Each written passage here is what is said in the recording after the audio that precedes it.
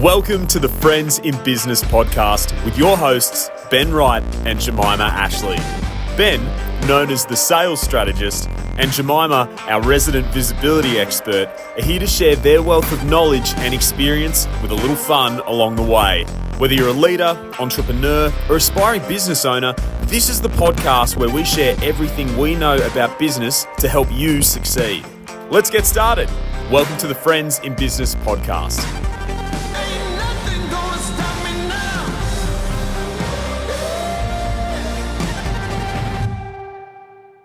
Hello everyone, welcome back to Friends in Business. You're here with Jemimah Ashleigh and Ben Wright again.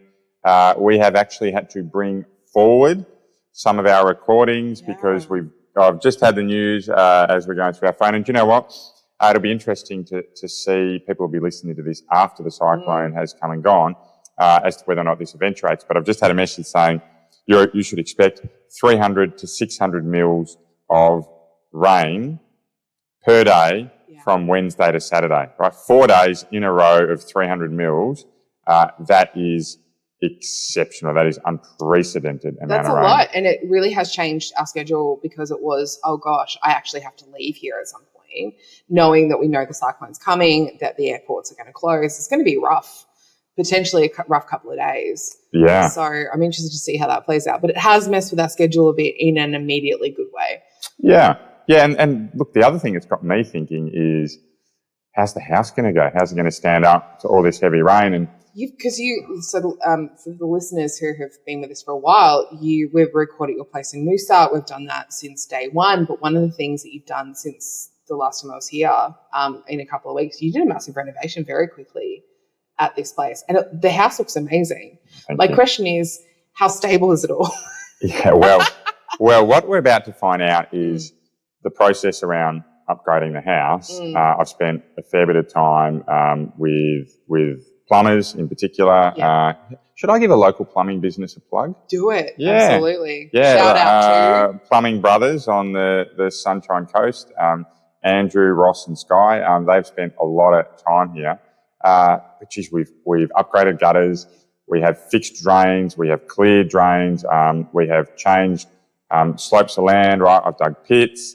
I've done a hell of a lot here to make sure the house can stand up to it. And I think about a very methodical process that I went through, right? And as I talk to you right now, I realise there's one thing we didn't quite do.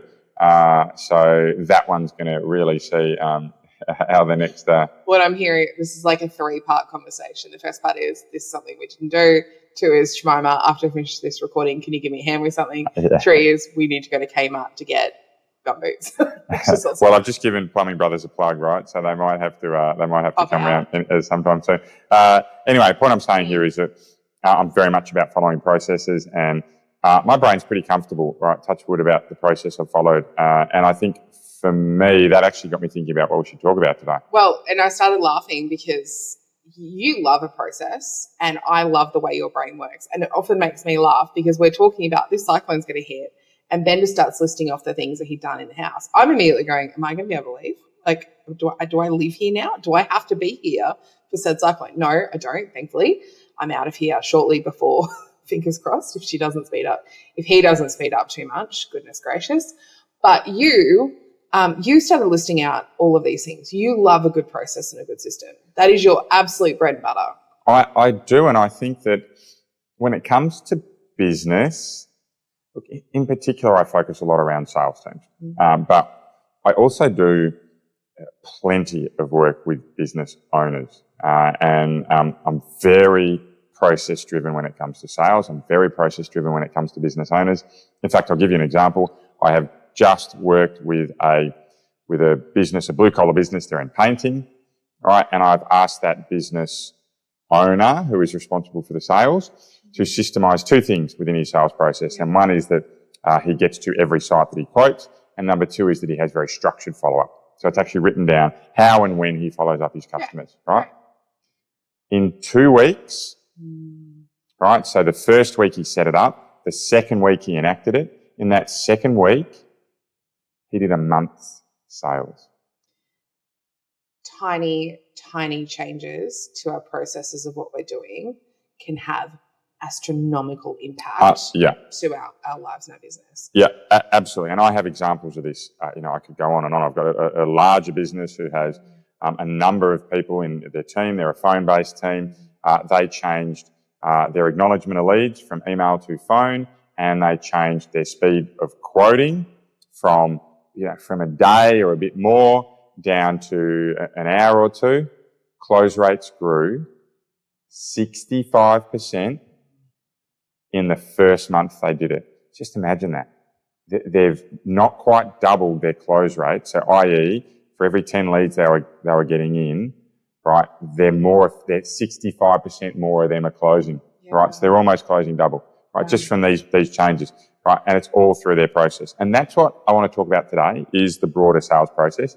We have absolutely done a podcast around stepping out, how to map out and plan your sales process. We did that very early in the day. But for me, what I actually want to do today is take a slightly different lens around how a sales process can help our business fill gaps and build some real predictability in what we do. So shall I get into it?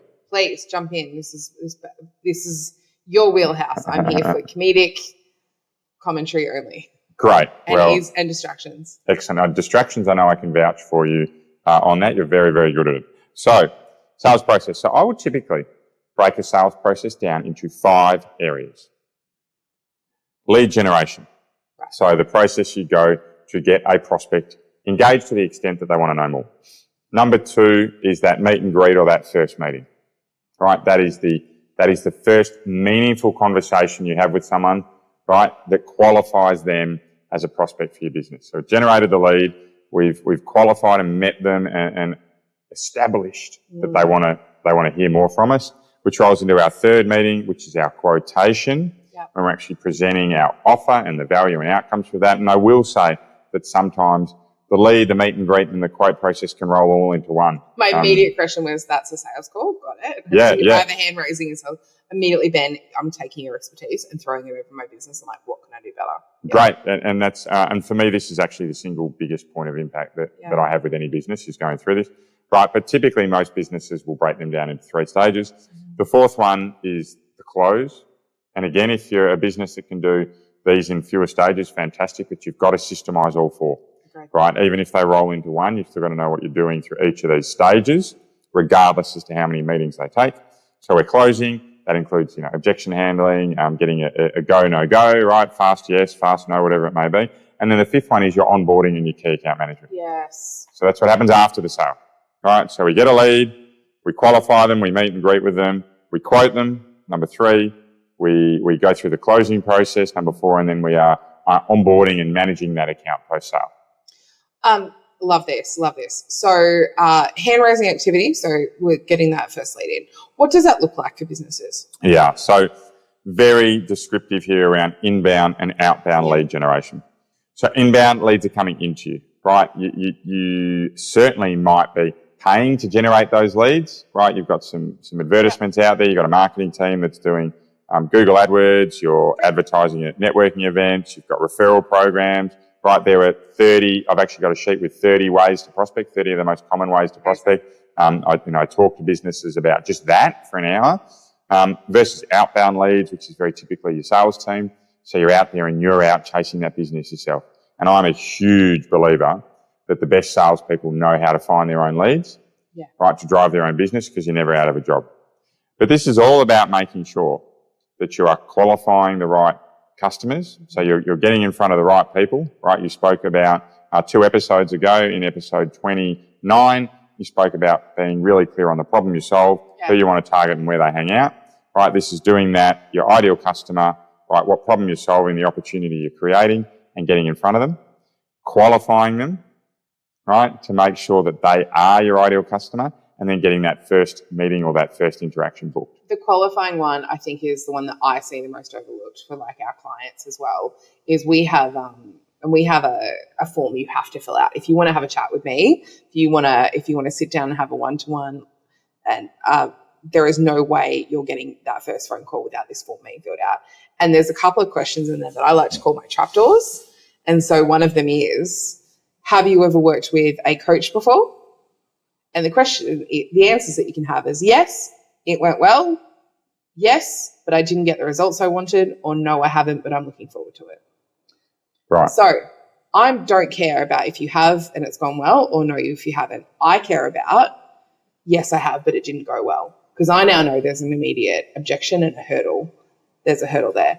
The next qualifying question we have is almost knockout question is, do you have the funds to work with us? See, and the questions are no, but I can get them. So immediately I'm a bit wary of that. Yes, I would have started yesterday, or no, see you in a few months.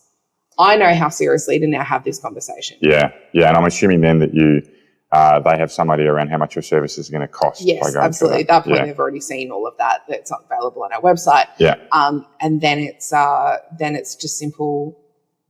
Great, thank you so much. Here's a document we recommend, or a 5-minute phone call versus a 45-minute allocated sales call. Yeah. Okay, great. So that's part of your qualification process Absolutely. in your lead generation. Because the qualification part, I think, is where people get it wrong. They're just like, oh, we'll take every lead coming in, especially with sales teams. All right, so tell me about the next step. Yeah, of course. And so much I could say around that qualifying piece, but I think the general message around qualifying your customers so you're talking to the right people is really true. There is nothing worse than a hard-working, underperforming salesperson, i.e. someone that's out there chasing all the wrong business. Okay, so you've qualified your lead. The meet and greet is the second part of that of this piece, and for me, this is where my absolutely, without question, my favourite saying comes in, and that is creating value early and often. Yes. All right. I live by, and I'll give you an example here, that we meet, a customer meets with Jemimah, and they're interested in getting some support to enter awards. Where Jemimah is doing a good job is where those early interactions, you have created so much value that the customer or potential customer is then just validating that through the rest of the process, right? You're my person, you're my person, you're my person, you're my business, you're my business, you're my business. Tick, tick, tick, tick, tick, tick, tick, right, as we go through. Versus, is it Jemimah or Ben or Peter St. Paul, right? Is it Jemimah, Ben or Peter St. Paul? And you're comparing your operators through the whole process, right? And you've got to make a choice.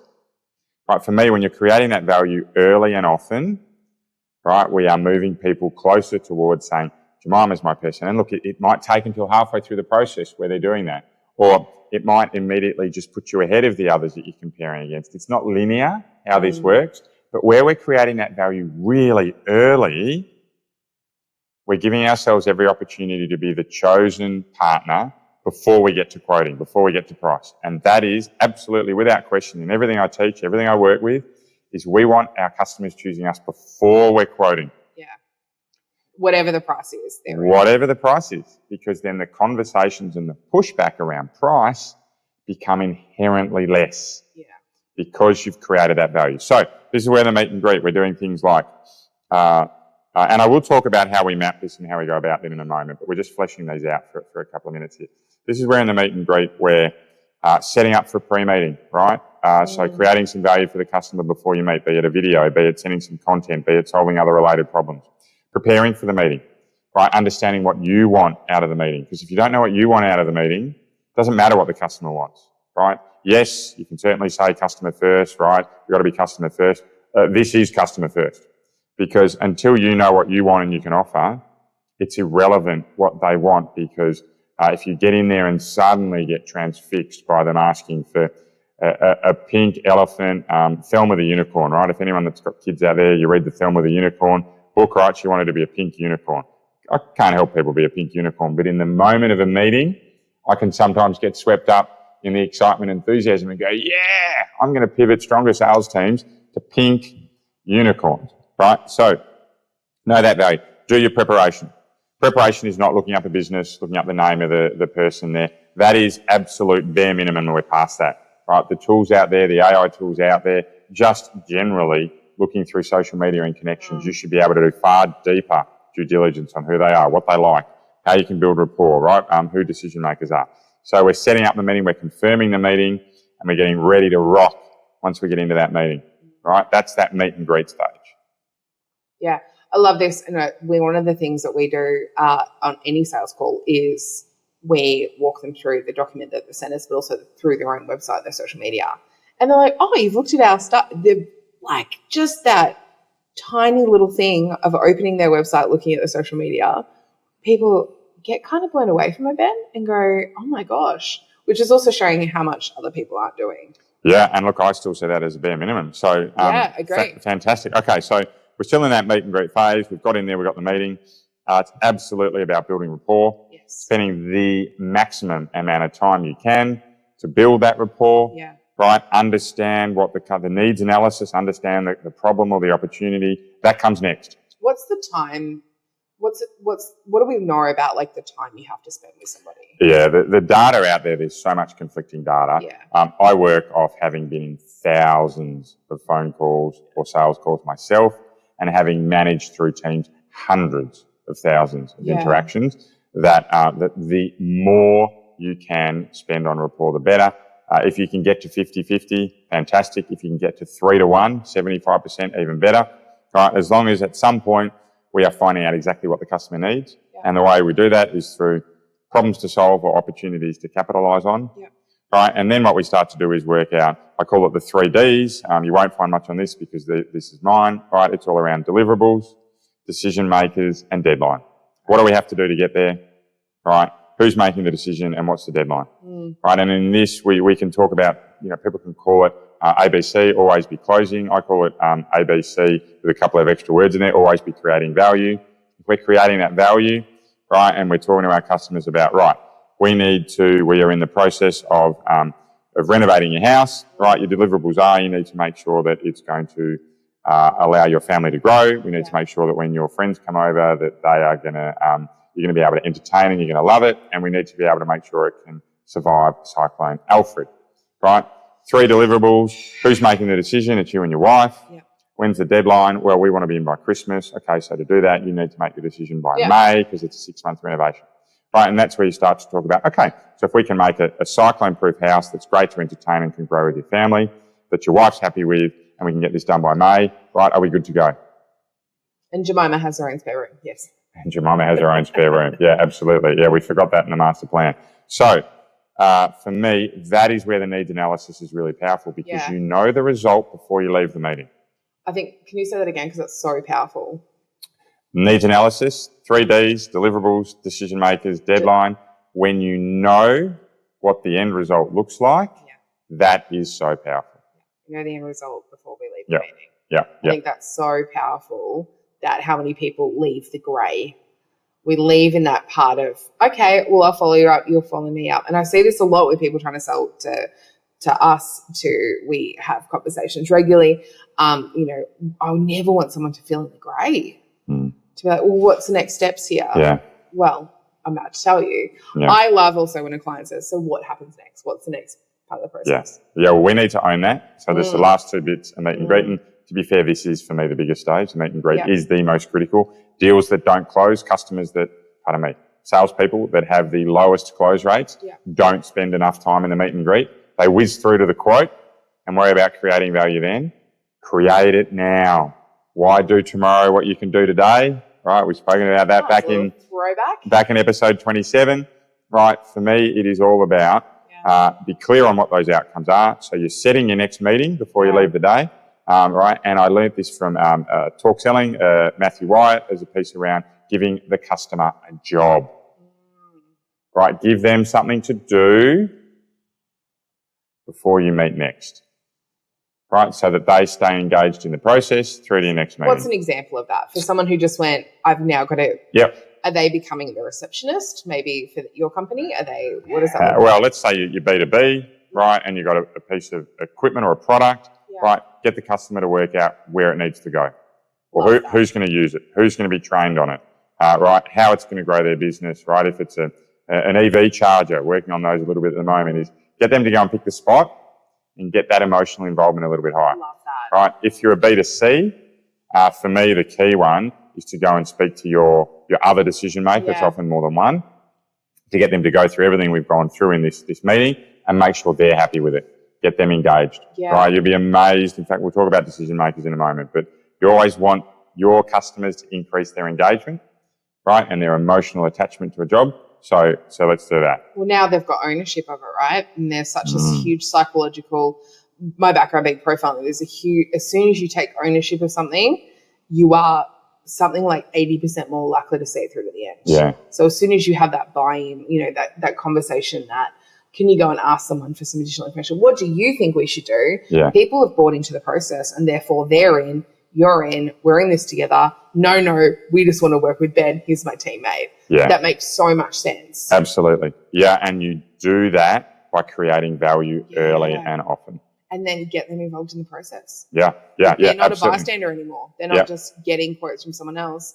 You're now their teammate. That's right, and you've given them the job. Excellent. Okay, so we're through number 2, the meet and greet. Right, we are now into our third process. And again, I don't care if these are not separate meetings, as long as you're following that process. So we have gone back to the ranch and we are preparing our quotation. Right, preparing that beautiful piece of value that we think is the moment when we win a customer. And I can tell you from hundreds of thousands of deals is not the moment. The moment we're winning our customers comes far earlier than that. But we still need to be creating value.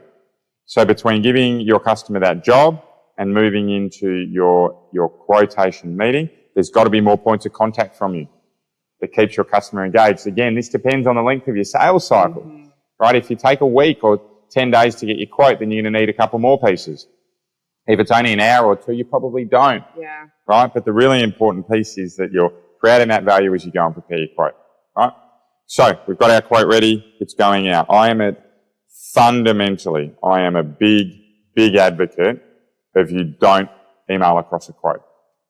Now, I will put an asterisk here. If you're a business that's selling $100 widgets, I love it how widgets have become this generic term where you talk about how you sell things. But if you're selling $100... There's this real part of me that just went, is that a computer part you don't know about yet? And then realised it was like a real colloquial term. So widgets, we're selling widgets. Very different here.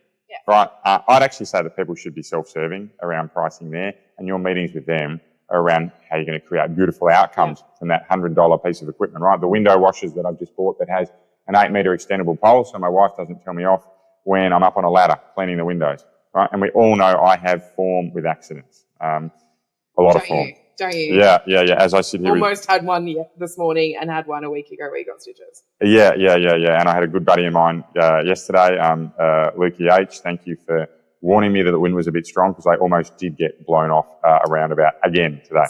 So well done, Ben. So we're in the quote phase, right? So we've created value. We're preparing the quote. The very first thing that we need to be doing when we are talking to our customers around a quote, whether it's video, whether it's phone, whether it's face-to-face, is reconfirming what we've done. Right, you can see I've got more energy than in a lot of our podcasts because I love this stuff, right? So we're reconfirming what they want, right? And that's all around the 3 Ds, the deliverables, the decision makers, and the deadline, right? We do that at the very start. We're then going through our quotation process, and look, this is a minefield on its own in terms of how we actually present and the value we create. But the most important parts here is that we're regularly getting feedback. How are we going? What do you like? What don't you like? What's missing? Is there anything I need to go through in more detail? We're pausing. Then we're asking validation questions, and then we're answering those, right? That is a very successful piece around creating value. So you said earlier not to email that over. Yep. What do we do with that? So I will always present a quote over the phone, face-to-face, or via video. And where a customer asks me, and again, there's a threshold here where it just isn't viable, right? What's that threshold? It's generally... for me, it's over $1,000 for your product, tends to get viable. Under that, you generally need to be a little bit creative because of salesperson's time. But let's just say we're over $1,000, which is a hell of a lot of products when you've got sales teams. Most products, right? I think you're getting to that point. Certainly, and even it may only be $100, but it's $100 a month, right? And the customer could be, your average customer lifetime value is 2 or 3 years, right? That's over $1,000. So I would email it afterwards. If a customer says to me, no, we'd like your quote submitted via email. Again, it depends on the scenario, right? Government tenders or bigger tenders, you often don't get the opportunity. But for the most part, I will only send the quote if I get the opportunity to present it. And I work with my teams on that. And for the most part, it doesn't disadvantage. Just recognising that there's an element of personalisation here. Yeah, and just if that is the process, send us an email for that phone call to say, hey, I've just popped that over. Let me know if you've got any questions. We can minimize that reluctance, I guess, at that point. We can have that personalization touch there. Even if we can't technically have it Yeah, absolutely. You're answering questions, you're dealing with all types of problems. So we're in there, we're going through the presentation, we're getting feedback. Next thing we're doing is, again, going back through those 3 Ds. Okay, what's next? What do we need to do to get this ball rolling? What's missing, right? Who else needs to be involved in the decision-making process? And ideally what we're doing is not allowing our customers to sell internally for us. So what does that mean? That means that we are trying to make sure that all decision makers or influencers we are having a link to in some form. We aren't trusting that someone else is going to do the same thing we could do in our business. Exactly right. Yeah. Now, yes. Cheryl from accounts may not have such a good grasp of what we're trying to do. Yeah, absolutely. Now, yes, Ben, that's great in theory, but in practice, I often can't get to the decision makers. And this is where I start to talk about things like doing a video of your quotation, talking through all the key points, doing a video of yourself, finding out who these decision makers are so you can at least be present and they know who you are, right? And I'll talk about that in the closing stage, but certainly making sure that a decision maker knows who you are is really critical, right? So I love the video idea. It's great. Yeah, use video, really, really powerful tool. So then same thing, we're confirming the 3 Ds, we're setting up the next meeting and we're giving our customer a job. Yeah. Right? Not a lot of rocket science in what we're doing here, but we've got to be really, really consistent. So we've come through to the end. That's our third process, the quotation stage, right? I know I'm really excited because next week we're actually going to go through parts 4 and 5, and then I'm going to talk about how we bring together a sales process to look for gaps, right, and everything else that comes with it, right? There's simply too much of this to do in one podcast, but I don't want to gloss over it and ask people to try and build something out of this in a short period of time. So we are going to break it out into 2. So what are the 2 for next week? So for next week, we've done lead generation, meet and greet, and quotation. Yes. Next week, we're going to do closing, the all-important closing, getting the deal done. Favourite thing, guys. Don't miss this. Miss this one. Love the closing piece, and then the onboarding. And then I'm going to talk about how we use our sales process to fill gaps in our business and grow from there. So, and to be honest, we could do 10 episodes on this. I could honestly wind you up and just let you go for 2 hours, I think, on this process. At least. And next week we're also going to start getting back onto our nuggets from the day, right? Yeah, definitely. So we'll certainly do that. Do you have a nugget from today? What are the things that you're talking about? Well, I've been talking a lot, so perhaps you could. I think my favourite part about this was do not email it over just boringly. That was one of my favourite things. Yeah. And just don't get Susan from accounts to sell it for you. You have to be part of that process. Excellent. Because it's so simple, because it's what everyone has historically done. Yeah. You add that personalisation touch in there, put yourself in video, be in that process, pick up that phone. The things we don't want to do, that's the 1% businesses. Yeah, perfect. Love it. Excellent. Thank you, Jemimah. You've been my friend in business today. We're your friends in business. They're going to get cornier as we go, but I look forward to seeing you next week when we continue talking about our sales process. See you next week, guys. I've been tried and you know I've been tested. Thank you for listening to the Friends in Business podcast.